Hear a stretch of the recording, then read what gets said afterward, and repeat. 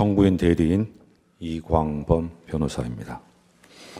오늘 저희 청구인 측 대리인단은 재판장님께서 부여해 주신 2시간의 최후 변론 시간 동안에 저를 포함하여 총 9명의 대리인이 각자의 주제를 가지고 변론할 예정입니다.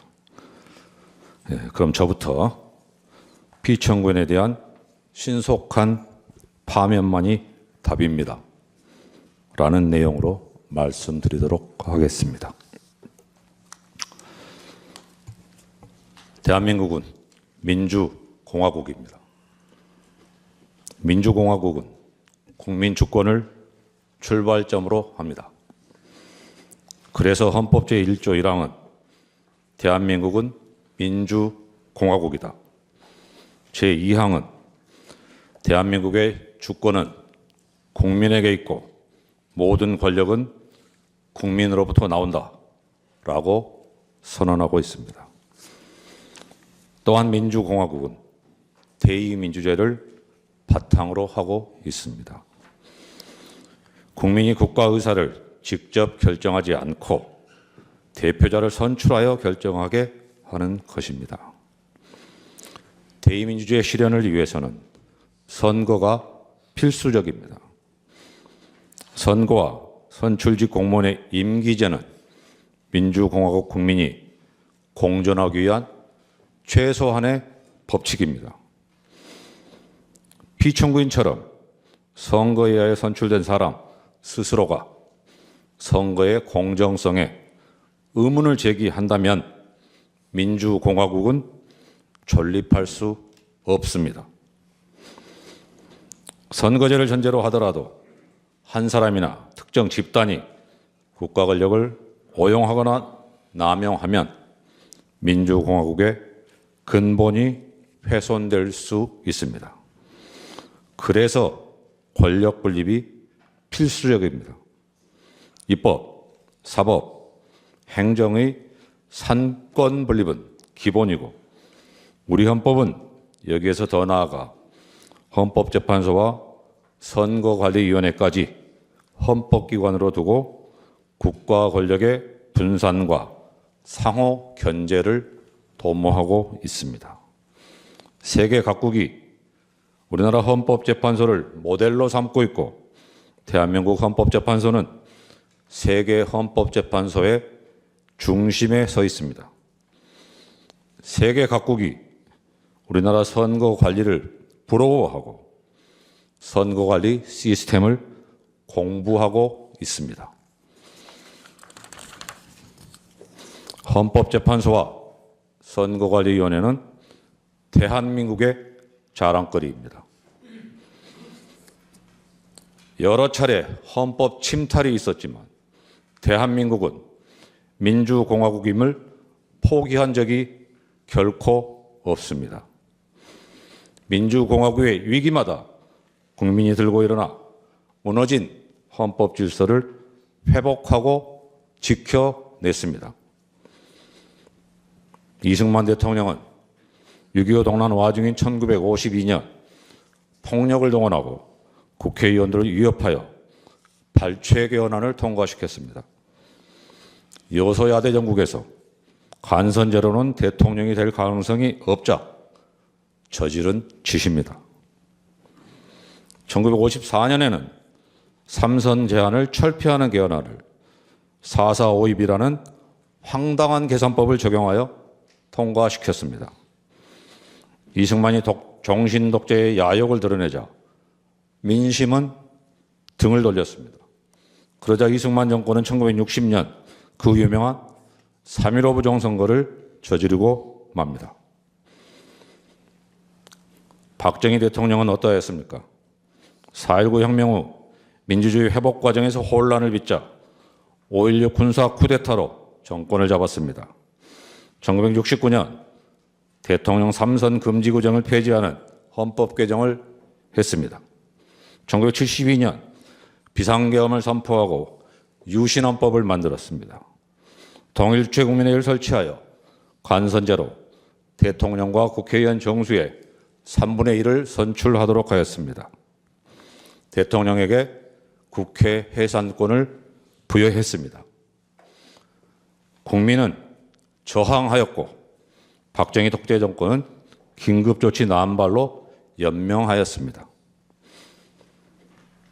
전두환 대통령은 12.12 군사 쿠데타로 정권을 잡았습니다. 친위 쿠데타입니다. 대통령 간선제는 유지되었고 국가보위 입법회의가 만들어져 국회를 대체하기도 하였습니다. 이승만, 박정희, 전두환 대통령은 모두 전시 비상계엄이나 스스로 선포한 비상계엄 하에서 헌법 개정을 통해 독재의 길로 접어들었습니다. 그러나 영구 집권을 꿈꾸던 이들은 모두 비참한 최후를 맞이해야만 했습니다.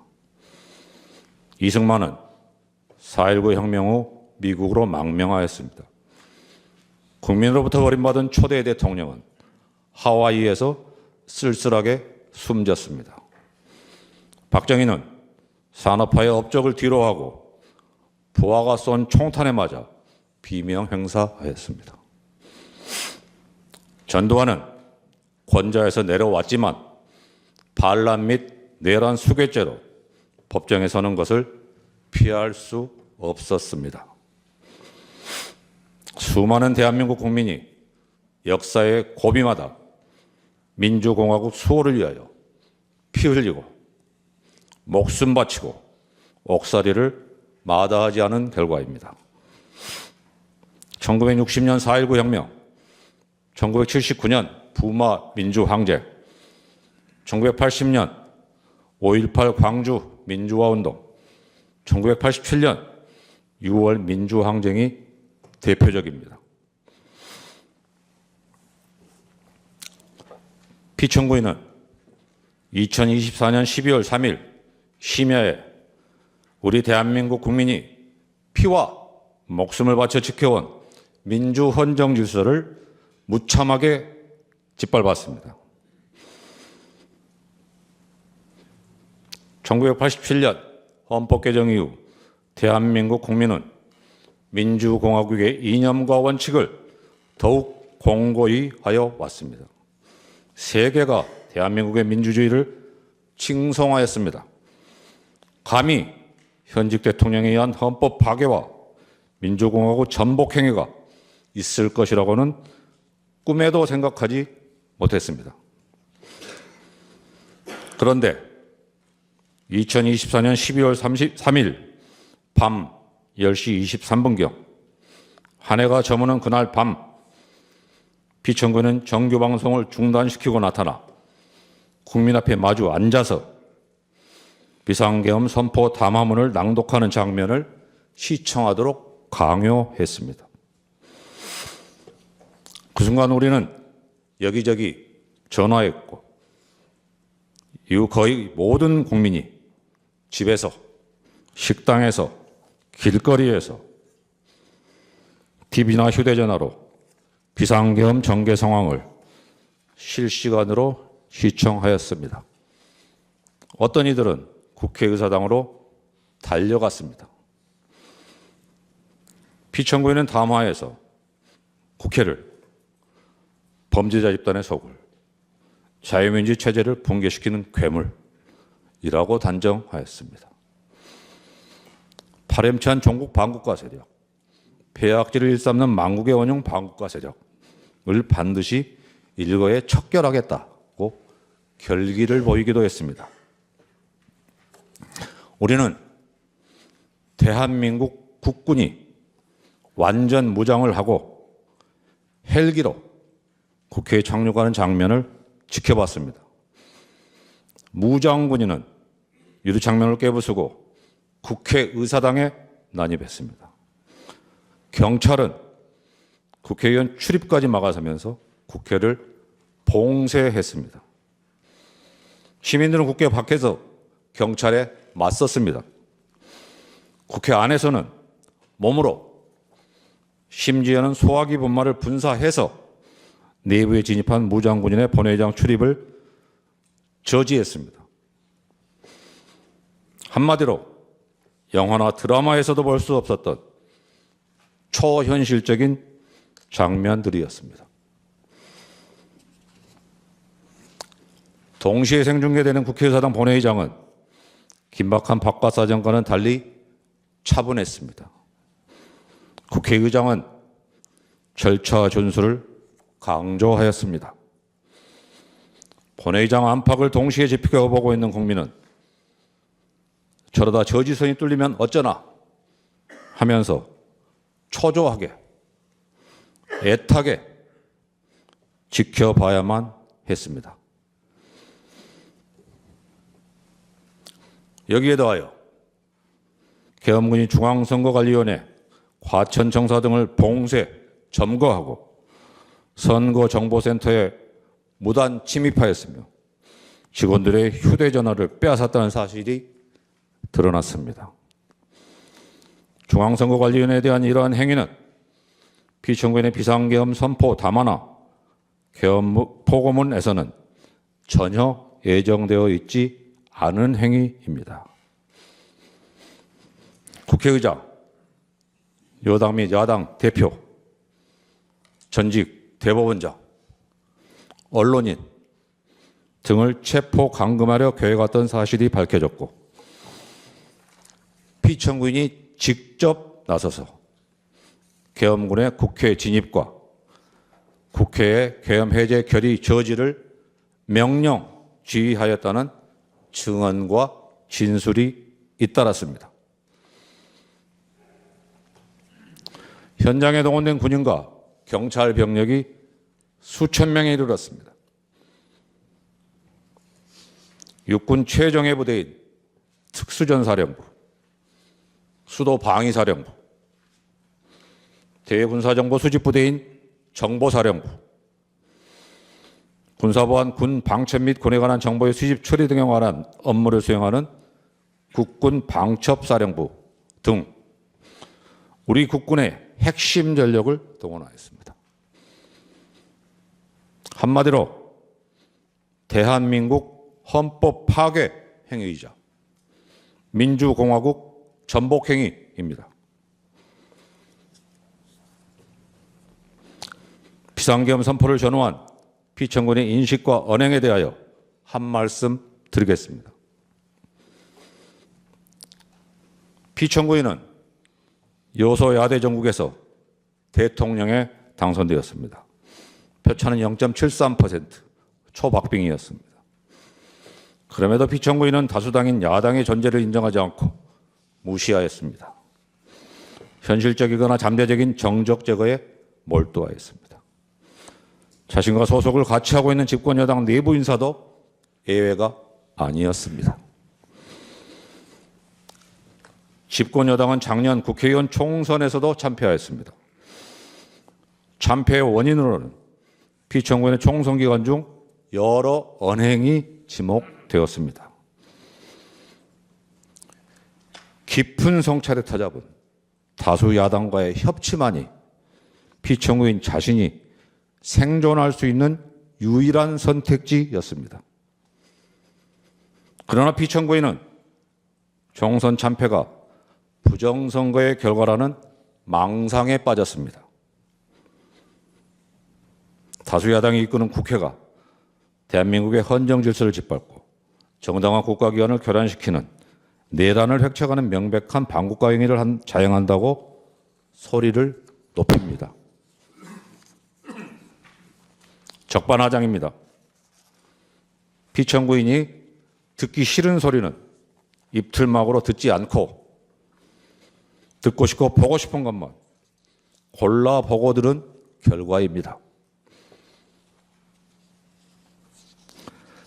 피청구는 2024년 12월 12일 담화에서 병력을 국회에 투입한 이유는 거대 야당의 망국적 행태를 상징적으로 알리고 질서 유지를 하기 위한 것이지 국회를 해산하거나 기능을 마비시키려는 것이 아니다.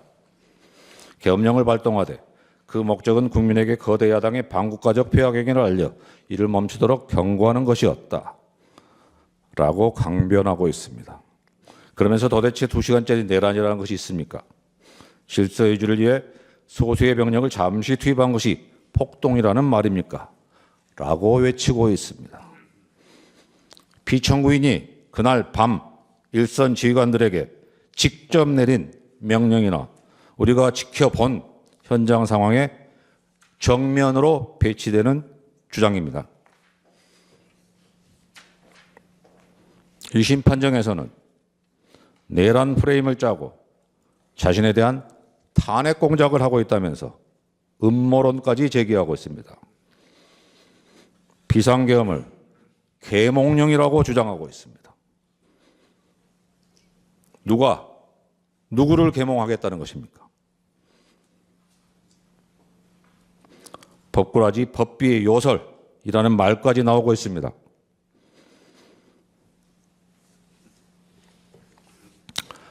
그래서 우리는 피청구인에게서 이승만, 박정희, 전두환을 연상할 수밖에 없는 것입니다.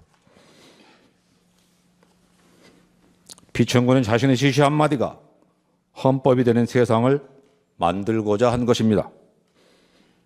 국가를 사유화하고 대한민국 헌법 위에 군림하고자 하였습니다. 우리는 이것을 독재라고 부릅니다. 피청군이 비상계엄을 선포하는 그 순간 피청군은 더 이상 민주공화국 대한민국의 대통령이기를 스스로 포기한 것입니다.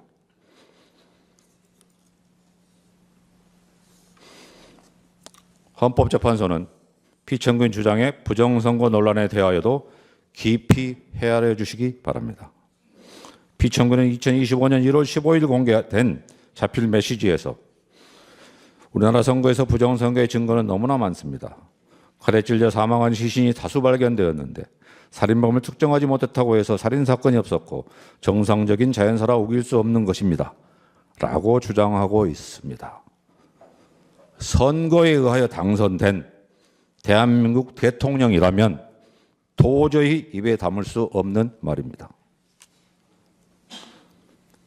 부정선거가 권력을 가진 자에 의하여 자행되었다는 역사적 사실에도 반합니다. 대의 명분으로 삼았던 거창한 구호는 사라지고 부정선거 의혹 규명, 선거 시스템 점검이 비상계엄 선포의 목적이라고 이야기하고 있습니다. 구차합니다. 여기서 잠시 과거 어느 헌법재판관의 말씀을 살펴보겠습니다. 이 사건 탄핵 심판은 보수와 진보라는 이념의 문제가 아니라 헌법적 가치를 실현하고 헌법 질서를 수호하는 문제이다. 그리고 이 사건 탄핵 심판은 단순히 대통령의 과거 행위의 위법과 파면 여부만을 판단하는 것이 아니라 미래 대한민국이 지향해야 할 헌법적 가치와 질서의 규범적 표준을 설정하는 것이기도 하다. 이것은 박근혜 전 대통령에 대한 탄핵사건 결정문의 보충 의견입니다. 맞는 말씀입니다. 헌법재판소의 결정은 주문도 중요하지만 결정 이후에 담겨있는 내용도 중요합니다. 우리가 구현하고자 하는 헌법 가치를 담고 있기 때문입니다.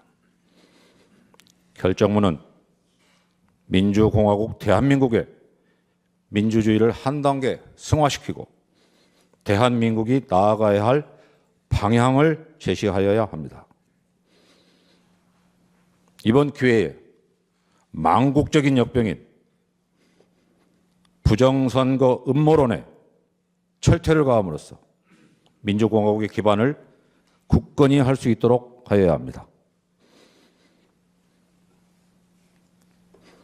오늘 이 심판정이 존재할 수 있도록 계엄군과 경찰에 맞서 싸운 민주시민,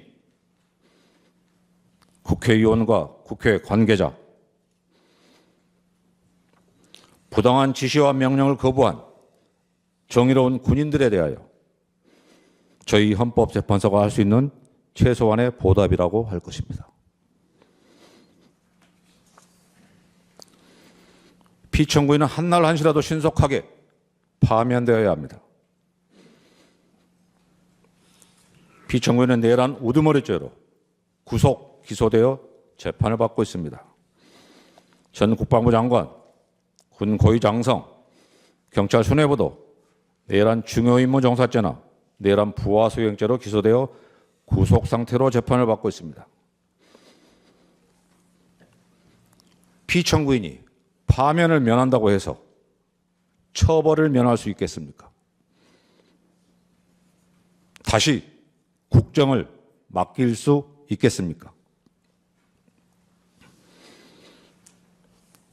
피청구인이 이 순간에도 거짓과 가장으로 자신의 지지 세력 결집을 시도하고 있습니다. 국민을 편가르고 있습니다. 폭도들이 법원에 난입하여 폭동을 일으켰습니다. 어떤 국회의원은 헌법재판소를 해체하여야 한다고 주장하고 있고, 국가인권위원회 위원이라는 사람이 헌법재판소를 두들겨 부수어 흔적도 남김없이 없애버려야 한다고 선동하고 있습니다. 극도의 혼돈과 혼란 상태가 지속되고 있습니다.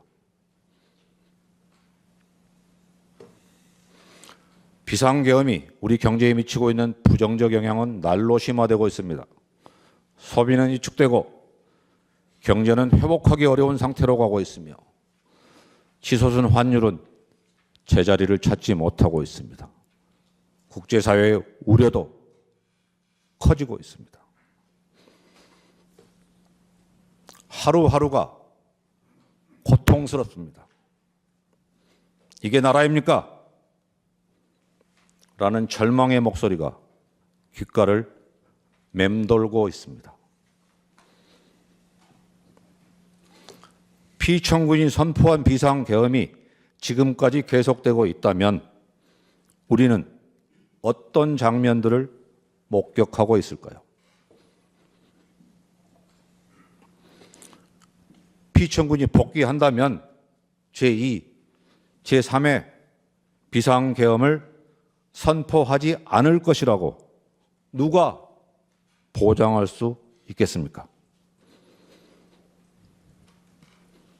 국민과 더불어 재판부의 현명한 판단을 악망합니다.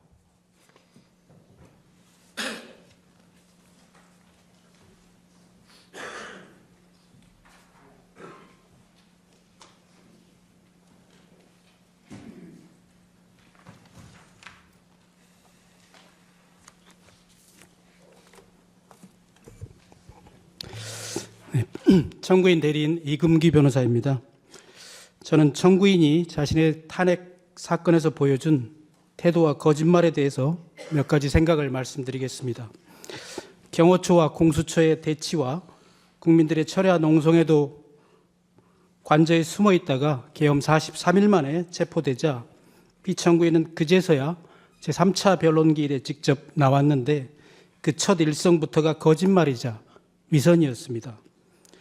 피청구인은 저는 철들고 난 이후로 지금까지 특히 공직 생활을 하면서 자유민주주의라는 신념 하나를 확고히 가지고 살아온 사람입니다라고 말했습니다. 종북 반국가 세력을 일거에 척결하고자 비상계엄을 선포한다고 무섭게 말했던 사람의 입에서 나온 말이라고는 도저히 믿기지 않았고 큰 기대를 하지는 않았지만 또다시 절망을 느꼈습니다. 다만 비상계엄을 전가의 보도처럼 생각하는 사람이라면 이 심판 청구는 결국 인용이 되고 말 것이라는 확신이 드는 순간이기도 했습니다. 그날 재판관님께서는 두 개의 질문을 하셨는데 첫 번째는 비상입법기구 예산을 지시했는가였고 두 번째는 수방사령관과 특전사령관에게 국회의원을 끌어내라고 지시했는가였습니다. 기재부 장관에게 쪽지를 준 적이 있는지 이런 간단한 질문에도 피청구인은 준 적도 본 적도 없다고 하면서도 국방부 장관에게 자신의 책임을 떠넘기는 변명을 장황하게 늘어놓았습니다. 사령관들에게 국회의원들을 끌어내라고 지시한 적이 있느냐는 두 번째 질문에는 없습니다라고 변명 없이 간결하게 답변하는 모습이 오히려 구차해 보이지는 않았습니다. 처음으로 출석해서 했던 첫 일성부터가 거짓말이라는 것은 누구라도 팩트체크가 가능할 정도입니다. 최상목 부총리의 말은 물론이고 조태열 외교부 장관의 진술만으로도 A4 문건을 직접 나눠준 사실이 드러났고, 사령관은 물론 수많은 군인들의 증언을 통해서 국회의원들을 끌어내라고 지시한 사실 또한 명백히 인정됩니다. 피청구인 때문에 내란의 공범이 되어 구속된 어떤 군인은 자신의 일생이 송두리째 무너지게 된 이 상황에서도 자신의 명령에 따랐던 부하들에게만큼은 화가 미치지 않게 해달라고 호소하고 있는 것과는 너무나도 다르게 거짓말로 자신의 죄를 감추려 하고 자신이 망쳐놓은 군인과 부하들에게 자기의 죄마저 뒤집어 씌우는 모습을 보고 또 한 번 실망을 금할 수가 없었습니다.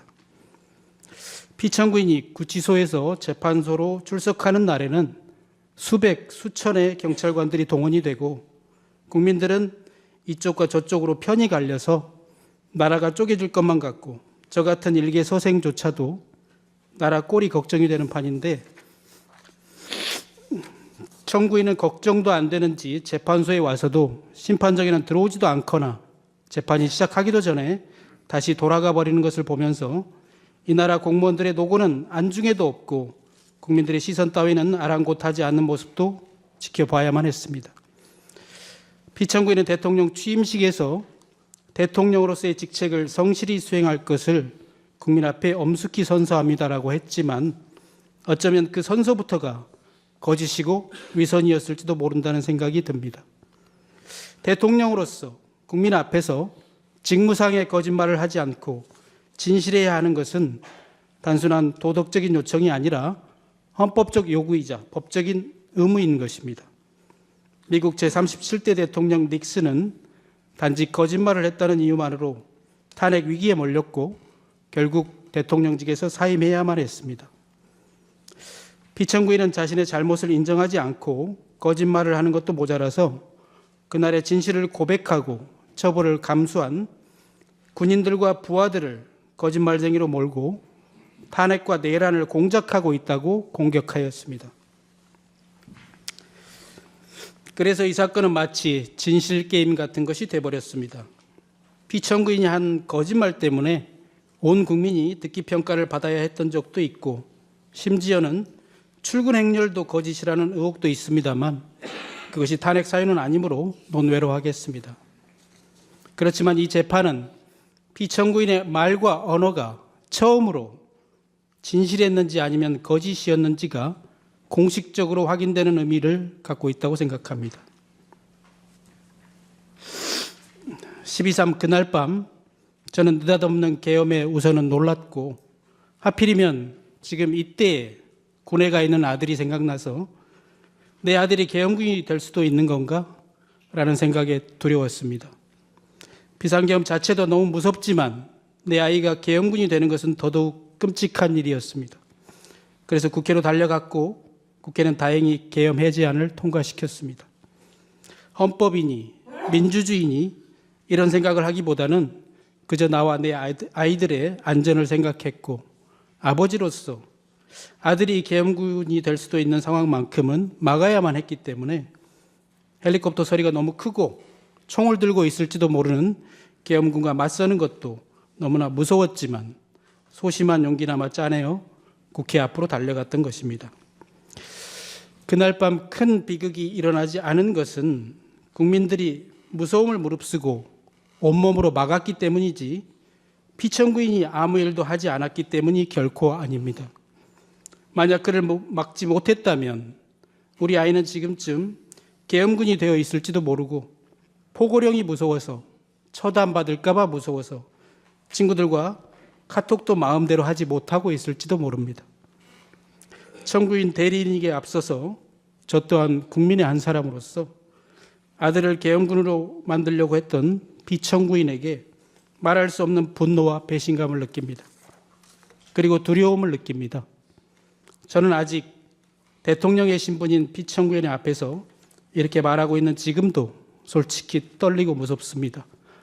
주권자를 배신한 피청구인을 심판하는 공개된 이 법정에서조차도 그가 두려운 것은 그가 아직 이 나라의 대통령이기 때문입니다. 존경하는 재판관님, 그날 국회가 해지안을 결의하고 다소 안도하는 심정으로 집에 가는 길에 여의도 공원의 낡은 비행기 한 대를 보았습니다. 8.15 해방 이후에도 김구 주석과 임시정부 요인들은 고국에 돌아오지 못하고 있다가 그의 겨울이 되어서야 일반인의 자격으로 이 비행기를 타고 당시 여의도 공항인 이곳에 내렸다고 합니다. 누군가는 부수고 무너뜨리고 팔아먹고 반대로 누군가는 지키고 세우고 뺏기고 또 빼앗겨도 끝까지 되찾고자 하는 것, 그것이 과연 무엇일까요? 그것은 바로 피청구인이 말한 자유민주주의 시민으로서의 자격증, 바로 주권이라고 생각합니다. 나는 지금 부수고 무너뜨리고 빼앗는 자리에 서 있을 것인가? 아니면 지키고 세우고 되찾는 자리에 서 있을 것인가? 를 생각하면서 변론을 마치겠습니다. 감사합니다.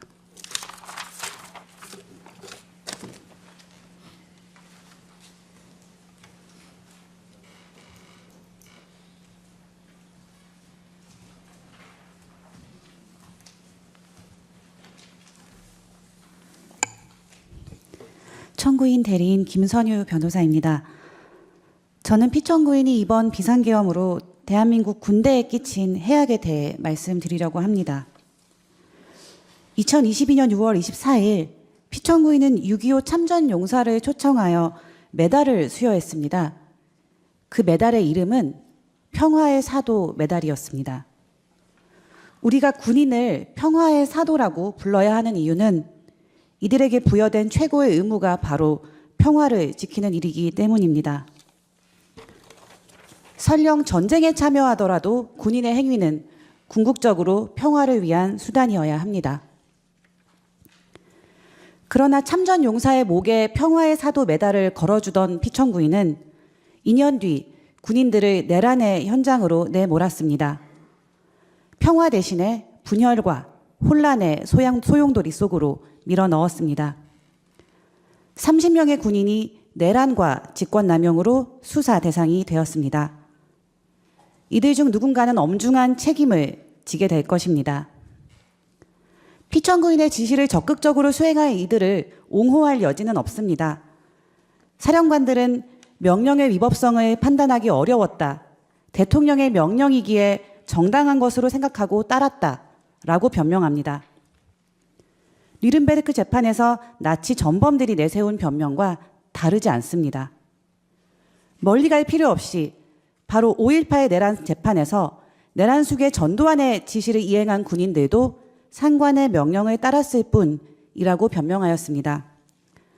그러나 위법한 상관의 명령에 따랐던 이들은 모두 처벌받았습니다.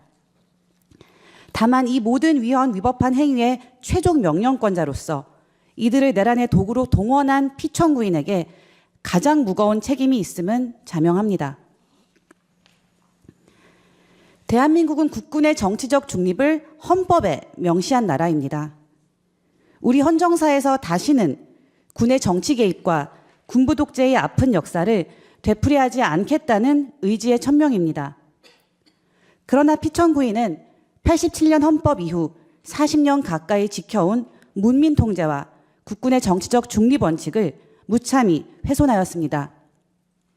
국민을 위한 군대를 한 개인의 정치적 목적에 이용된 사병으로 전락시켰습니다.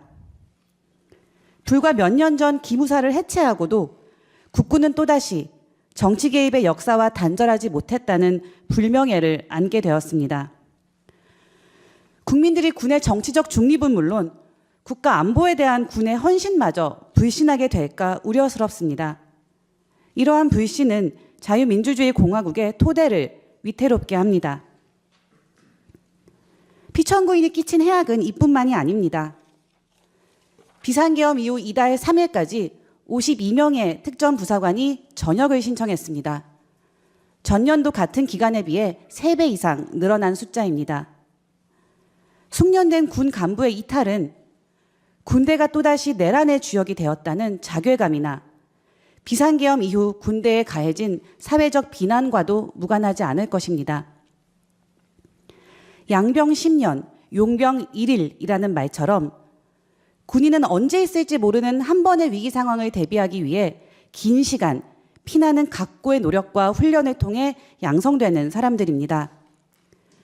군인은 대한민국의 자유와 독립을 보전하고 국토를 방위하며 국민의 생명과 재산을 보호하고 나아가 국제 평화의 유지에 이바지함을 그 사명으로 삼고 있으며 충성과 성실, 정직과 청렴의 의무를 집니다. 이런 소명과 헌신을 담보로 국민은 세금을 기꺼이 지불하는 것입니다. 그러나 피천구인의 위헌 위법한 비상계엄은 동원된 군인들 개개인의 삶을 송두리째 파괴했을 뿐만 아니라 국가가 키워낸 소중한 인적 자원을 무용지물로 만들었습니다.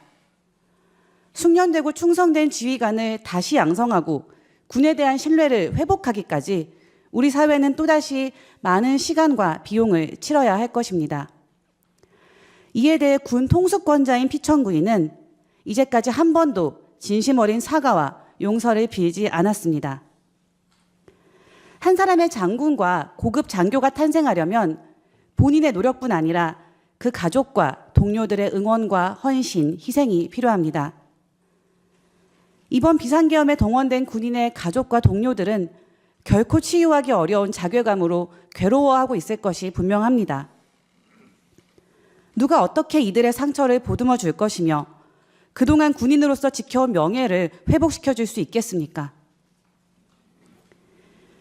군인이 추구하는 최고의 덕목은 용기이고 용기에 대한 최고의 보상은 명예입니다. 이 사건 심판정에서 우리가 목도한 군인의 용기를 보호하고 존중하는 것이 명예회복의 시작이 아닐까 합니다. 계엄 상황에서 모든 군인이 위법한 명령에 맹목적으로 복종하지는 않았던 것으로 보입니다.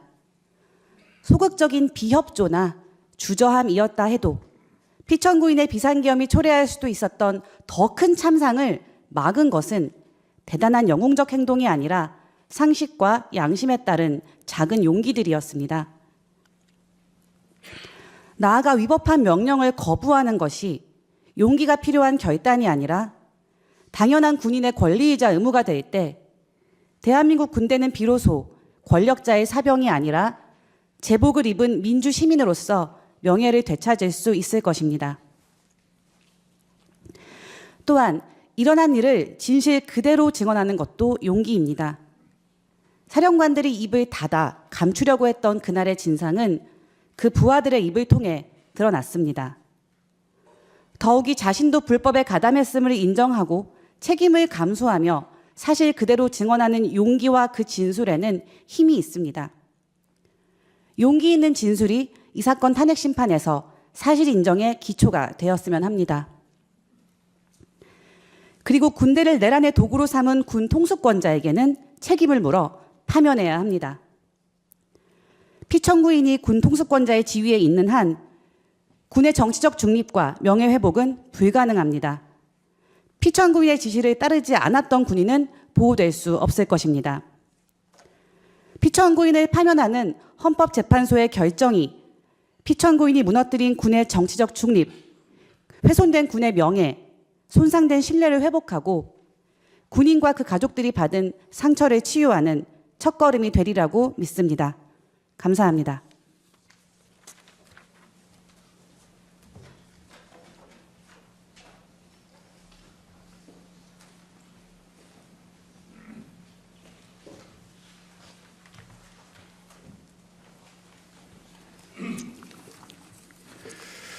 청구인 대리인 이원재 변호사입니다.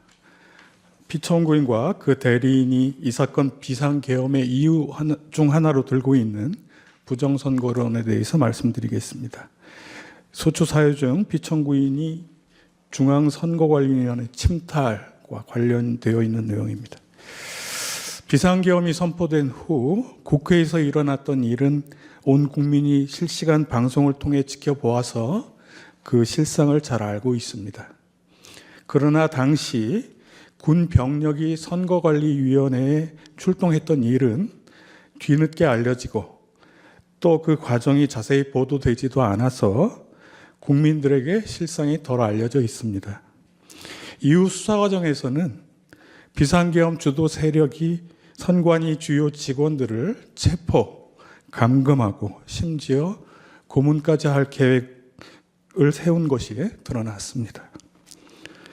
아시다시피 피청구인이 계엄을 선포하면서 밝힌 계엄 사유에는 선관위나 부정선거에 관한 내용은 없었습니다.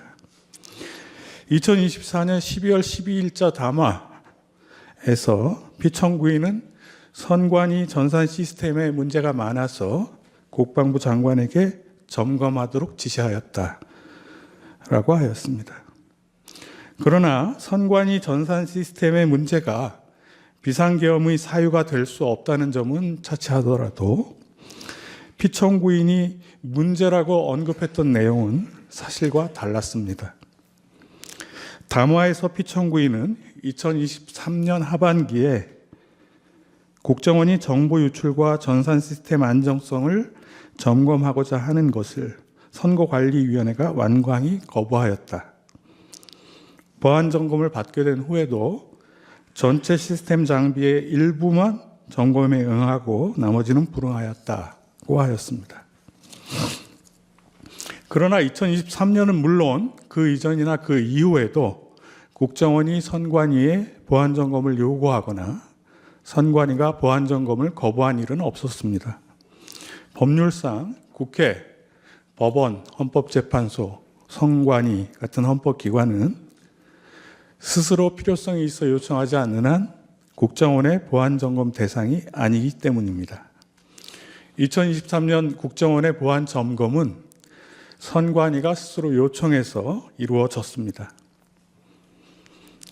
보안 점검을 받을 때 선관위는 전체 보유 장비에 대한 접근 권한을 국정원에 부여했습니다. 다만 국정원이 시간 제약 등으로 해서 선거 시스템과 관련한 중요 전산 장비 위주로 선정해서 일부만 점검하였던 것인데 이걸 두고 선관위가 장비 일부분만 점검에 응하고 나머지는 불응하였다라고 하는 것은 사실을 왜곡하는 주장입니다. 또 그 담화에서 피청구인은 국정원 직원이 해킹을 시도하자 얼마든지 데이터 조작이 가능하였고 방화벽도 사실상 없는 것이나 마찬가지였다라고 하였습니다. 그러나 당시 보안 점검은 부정선거 방지를 위한 각종 법적, 제도적 장치를 배제하고 기술적 부문에 한정해서 실시되었습니다. 또 기술적인 부문의 모의 해킹도 선관위가 국정원의 시스템 정보와 접속 관리자 테스트 계정을 미리 제공하고 침입 탐지 차단 등 자체 보안 시스템을 완전히 적용하지 않은 상태에서 진행되었습니다. 이런 조건을 무시하고 얼마든지 데이터 조작이 가능하였고 방화벽도 사실상 없는 것이나 마찬가지였다라고 하는 것은 지나친 확대 해석입니다.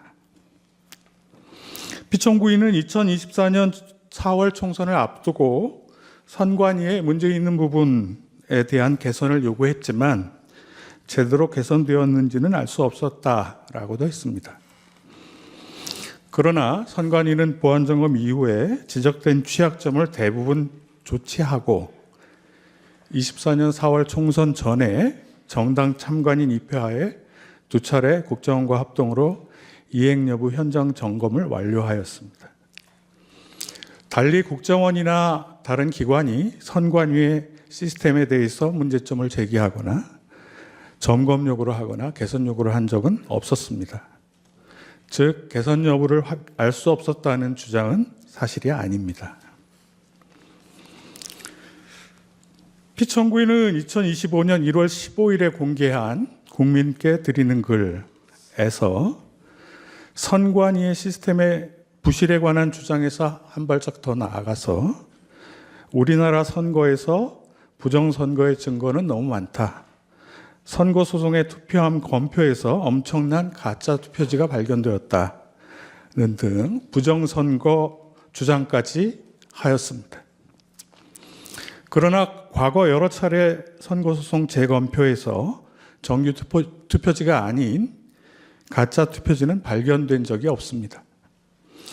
피청구인 대리인이 가짜라고 주장하는 투표지들은 21대 국회의원 선거의 소송 재검표 과정에서 나온 투표지입니다.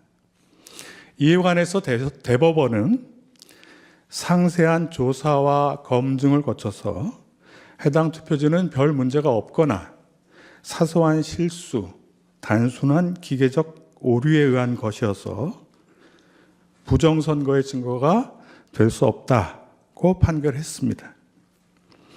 법률가인 피청구인이 한 번만이라도 이 판결을 제대로 읽어보았다면 아마 가짜 투표지 주장이라는 것이 얼마나 근거 없는지 쉽게 알 수 있었을 것입니다. 판결이 아니더라도 이 투표지들이 누군가 부정선거를 목적으로 투입한 가짜 투표지라면 특정 후보에게 유리한 투표지였을 것입니다. 그러나 가짜 투표지 주장을 하는 어느 누구도 그 투표지가 누구한테 유리했나 하는 그런 내용은 전혀 말을 하지 않고 있습니다. 그 투표지들이 특정 후보에게 유리한 내용이 아니었기 때문입니다. 피청구인이 말하는 칼에 찔려 사망한 시신은 어디에서도 발견되지 않았습니다. 우리나라의 투 개표는 수많은 사무원과 관계 공무원, 공공기관 직원, 참관인 등이 참여한 가운데 실물투표 또 공개 수작업 개표 방식으로 진행되고 사후에도 실물투표지를 통해 개표 결과를 검증할 수 있습니다. 그 과정에서 정보 시스템이나 기계 장치는 보조수단으로 사용됩니다. 투개표 과정에 한 번이라도 참여해 본 사람이라면 현실에서 누군가 가짜 투표지를 투입하거나 투개표 데이터를 조작하는 것은 사실상 불가능하다라는 것을 잘 알 것입니다. 이 사건 소추 이후에서는 피청구인이 비상계엄을 선포하고 선거관리위원회에 침입해서 서버를 압수수색하고 하는 행위들이 위헌 위법성이 주로 다루어졌지만 비상계엄 이후 피청구인이 담화 등을 통해 선거관리위원회를 공격하고 부정선거 음모론을 제기시키고 확산시킨 행위는 우리나라 선거제도, 대의제도에 더욱 치명적인 영향을 끼쳤습니다. 또 선거관리위원회와 선거 시스템의 신뢰성을 크게 훼손시켰습니다. 부디 피청구인이 주장하는 부정선거 음모론이 얼마나 근거 없는 것인지를 제대로 판단하셔서 우리나라 선거제도와 대의제도의 신뢰성 그리고 선거관리위원회와 수많은 투개표 사무원, 참관인들의 명예와 자긍심을 회복시켜 주시기 바랍니다. 감사합니다.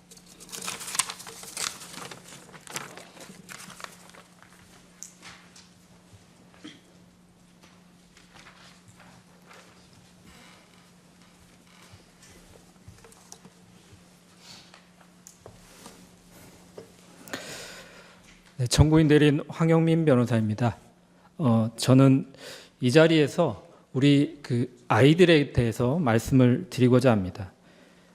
2024년 12월 3일 비상계엄, 대한민국의 아이들은 이날을 어떻게 기억하고 피청구인의 행위를 무엇이라 배우고 잘할 것인지에 대한 얘기를 드리고 싶습니다. 45년 만에 비상계엄, 국회에 착륙한 군용 헬기와 의사당에 난입한 군인들, 현직 대통령 체포와 이를 막는 경호원들, 법원을 아수라장으로 만든 일군의 무리들, 그리고 바로 이 심판정에서 계엄은 경고성이고 계몽령이라는 피청구인의 태도, 피청구인이 일으킨 비상계엄과 내란 사태, 2달이 넘는 기간 매일 벌어지는 혼란 속에서 지금 아이들은 무슨 일만 있으면 계엄을 선포한다라는 웃지 못할 장난을 치고 있습니다. 그리고 한편으로는 학교와 가정에서 계엄이 무엇인지 대통령이 왜 그랬는지, 그리고 탄핵은 무엇이고 또 헌법과 민주주의는 또 무엇인지 끊임없이 질문을 던지고 있다고 합니다. 저 역시 마찬가지입니다. 지난 2달 동안 제 아이로부터 어떤 이유로 제가 늦게 들어오고 주말에도 함께 놀지 못하는지, 우리 일상에 발생한 이 사건이 무엇인지 질문을 받고 있습니다. 바야흐로 온 국민이 역사책에서나 봤던 계엄으로 인해 헌법을 공부해야 하고 대통령의 권한과 의무에 대해 우리 아이들에게 어떻게 답해 주어야 할지 고민해야 하는 상황입니다. 그러나 곤혹스러운 것은 비단 계엄이나 탄핵, 대통령의 헌법수호 의무와 같은 어려운 개념이나 헌법 조항을 어떻게 쉽게 설명할지가 아닙니다. 질문하는 아이들에게 대통령은 전시, 사변 또는 이에 준하는 국가 비상 사태가 있을 때 공공의 안녕 질서를 유지하기 위해 계엄을 선포할 수 있어 라고 계엄 조건을 설명해 주더라도 다시 돌아오는 질문은 항상 똑같습니다. 그래서 왜 대통령은 계엄을 한 거야? 라는 질문입니다. 우리가 곤혹스러운 이유는 근본적으로 답해 줄 수 없는 바로 이 질문이 있기 때문입니다. 평화로웠던 12월 그날에 왜 비상계엄을 선포했는지, 군인들을 국회의사당에 보낸 이유가 무엇인지, 국회의원들을 끌어내려고 한 까닭이 무엇인지 등에 대해 상식적이고 합리적인 설명이 불가능하기 때문입니다. 탄핵 심판의 변론이 마무리되는 지금도 마찬가지입니다. 여전히 피청구인으로부터 왜 그랬는지라는 질문에 대한 합리적인 답변을 듣지 못하고 있습니다. 피청구인에게 묻고 싶습니다. 도대체 왜 이런 일을 벌이셨는지, 우리 아이들에게 뭐라고 설명해야 하는지 지금이라도 대통령다운 대답을 듣고 싶습니다. 대통령 배우자의 범죄에 대한 특검법 발의, 정부가 편성하지도 않은 예산을 삭감했다는 이유, 일부 공직자에 대한 탄핵 소추 등 피청구인이 주장하는 이른바 야당과 국회의 반국가적 행위들이 계엄을 선포할 국가 비상사태가 될 수 없다는 점은 명확합니다. 피청구인과 사전 공무원 국방부 장관을 제외하고 어떤 국무위원도, 이 재판정에서 증언한 국무총리도, 경제수석도, 안보실장도, 국정원장도 동의하지 못한 국가 비상사태는 피청구인의 몽상에 불과합니다. 억지로 이유를 생각해 보자면 야당과 국회의 견제로 피청구인이 원하는 정책을 마음껏 펼치지 못했다는 것이 유일한 이유로 보입니다. 하지만 국회는 대화와 타협의 대상이지 억압과 척결의 대상이 아닌 것은 너무나 당연합니다. 그런데 우리는 이번 탄핵 심판 과정에서 피청구인 주변의 사람들이 피청구인에게 이 당연한 대화와 타협조차 설득한 적이 없고 그저 피청구인을 왕처럼 떠받들며 피청구인의 경로에 동조만 했다는 사실을 알게 되었습니다. 자신을 왕으로 떠받드는 분위기 속에서 피청구인은 진짜 자기가 제왕이라고 착각한 것으로 보입니다. 자신을 제왕이라고 착각한 피청구인은 왕의 권한을 견제하려는 세력을 적으로 규정할 수밖에 없었습니다. 자기 주변의 모든 사람들이 자신을 왕으로 대해주는데 도대체 왜 국회만 자신을 왕으로 인정해주지 않느냐며 분노했을지도 모르겠습니다. 그러다 피청구인은 군대를 동원하여 진짜 제왕이 되고자 하였습니다. 이번 계엄은 국회에 대한 경고용이었다라는 피청구인의 변명을 믿어본다면 피청구인은 아마도 군사력을 과시하여 제왕의 권위를 떨쳐보이려 했던 것 같기도 합니다. 하지만 대통령은 왕이 아닙니다. 우리 아이들에게 대통령을 왕이라고 가르칠 수는 없습니다. 국민이 대통령을 왕으로 대우하는 순간, 대통령이 스스로 자신을 제왕이라고 착각하는 순간 대한민국은 더 이상 민주공화국일 수 없습니다. 우리는 이 재판에서 대한민국 대통령은 대한민국의 왕이 아니라는 당연한 사실을 다시 선언하고 그 사실을 민주공화국의 구성원으로 자라날 우리 아이들에게 알려주어야 합니다. 어린 시절 주변의 어른들은 1980년에 광주를 광주 사태라고 불렀습니다. 그리고 저는 빨갱이, 반정부 반란군이 도시를 점령하고 나라를 혼란에 빠뜨렸지만 리더십 있는 어떤 군인이 용감한 공수부대원들을 보내서 신속히 진압했다고 배웠습니다. 수많은 사람들이 피를 흘리고 고통의 시간을 보냈고 17년이나 지나서야 법원은 전두환을 내란 우두머리라고 확인하고 무기징역을 선고하였습니다. 저도 그 오랜 시간이 흐른 뒤에야 그날의 진실을 광주 사태가 아니라 5.18 민주화 운동이었다는 것을, 빨갱이 폭도가 아니라 신군부에 저항했던 시민들이었다는 것을, 나라가 혼란했던 것이 아니라 무도한 일부 군인들이 정권을 찬탈하고자 비상계엄을 선포했던 것을 비로소 알게 되었습니다. 다시 처음의 질문으로 돌아와서 생각해 봅니다. 대한민국의 아이들은 이번 비상계엄을 어떻게 기억하고 피청구인의 행위를 무엇이라 배우고 자라나야 할까요?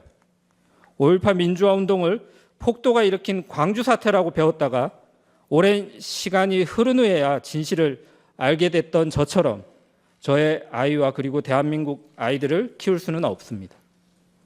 피청구인이 말하는 경고성 계엄을 그럴 법하다고 생각하고 계엄령을 계몽령이라고 한없이 가볍게 생각하고 서부지법 폭동 사태를 미화하는 내용을 보고 듣고 자라는 제 아이, 우리나라의 아이들을 상상하기조차 어렵습니다. 이번 헌법재판소의 결정은 대한민국을 살아갈 우리 아이들의 배움과 사고를 결정지을 것입니다. 12월 3일 비상계엄을 실행한 피청구인의 행동에 대한 헌법재판소의 평가가, 또한 아무 일도 일어나지 않았다고 말하는 피청구인의 인식에 대한 헌법재판소의 평가가 오늘의 아이들이 배우고 자라날 역사의 진실을, 그리고 내일의 대한민국이 어떠할지를 결정할 것입니다. 감사합니다.